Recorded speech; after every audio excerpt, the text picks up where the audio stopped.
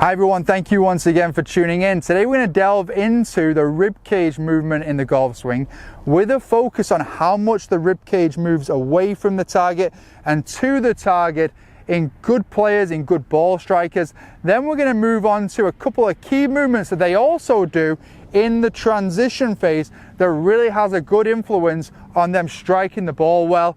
Hopefully some of the keys we go over today will help you with your game.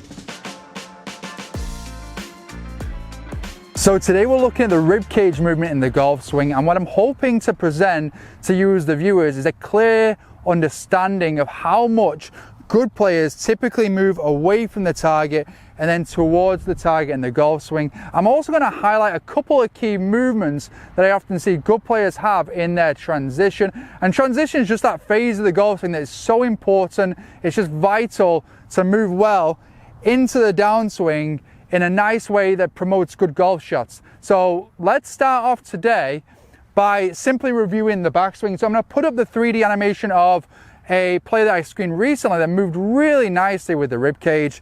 And again, keeping in mind, this is a little bit of a reflection that to share on past videos.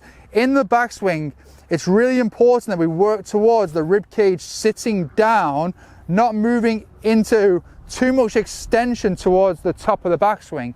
So to achieve that from a lateral standpoint, what we've seen a lot of good players is that there is a nice little lateral shift of the ribcage in the backswing there. And you can see the player on the screen here moves to about 4 centimeters behind where the center of the ribcage started in the backswing. That nice little flow away is one of the key factors that allows the player to keep the ribcage to sit more down in backswing and not move into too much extension at the top of the backswing.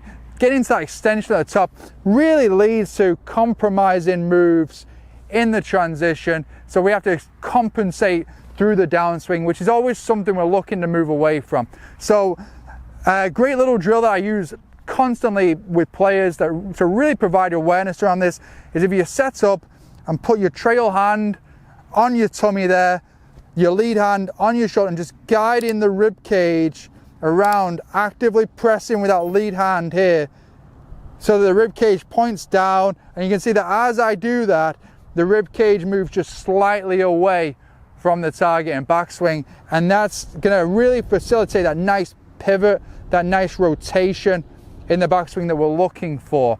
Okay, moving into transition. This is really the key area that I find can help a lot of golfers in this video, is that if we go then with it, we'll show the good player in the animation here. We're looking at the values. You'll see that from the top of backswing, the player will move back towards the target and also down. So that's that little transition feel there. So a couple of key things the player's doing in that phase is, one, they are moving the pressure to underneath the instep of their trail foot as they're doing this little move here, as they're going down and towards the target. And this other thing that's also happening is that the lead side of their rib cage is starting to pull open while the lead arm is staying more passive.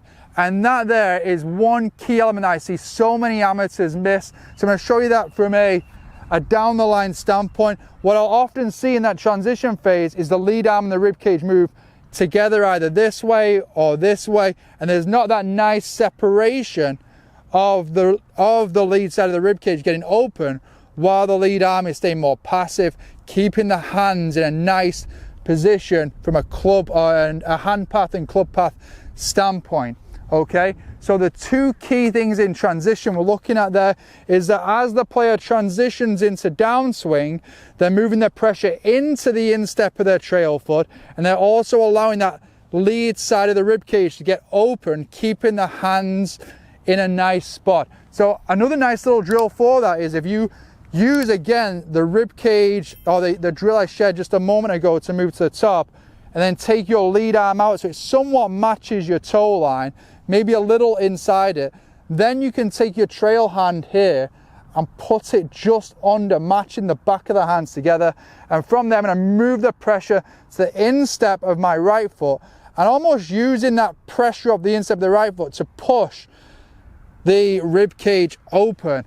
and a nice little, if you have a mirror to work off, as that's happening, you'll see that I'm getting to a position there where my shoulders are somewhat on top of my feet, but I'm definitely going to feel as though my rib cage is pulling open there. Okay, so that's the key feel to keep in mind for your transition feel there. Off the instep of that trail foot, pushing that lead side of the rib cage open. Okay, and then what we'll see coming into impact here, I'll put the animation back up there, is that the player then coming into impact, as they're starting to then push off this lead side, there might be a little bit of backup with the rib cage, so that at impact, this player here, I believe, I'm going off memory now, I believe he's 3 or 4 centimeters ahead of where he started. But as he's coming into it, he gets a little ahead of that. He's maybe 5 centimeters ahead of it, and then as he pushes off that lead foot, the rib cage gets up and open, and that extension of the lead leg and the lead side is what's so vitally important to allow everything to continue to open and give us that control of the face that we're looking for through the shot. So hopefully a few little key things there that you can focus on that might help you with your swing. Couple of good concepts there from what we see with good players. When training on this, for me, still nothing better than doing the drills in the mirror, slow motion feels there, focus on that instep, get on the instep, getting that lead side open there, so that when I get to around this position here, I actually feel as though my rib cage, my pelvis is already pointed open. I've already done all the hard work, so that when I push off that lead side and extend, get nice and tall through it, the club moves through without having to be too active with the hands. So there's a couple of keys there to go and work on, to maybe try out with your game. Hopefully you'll see some positive influence on ball striking there.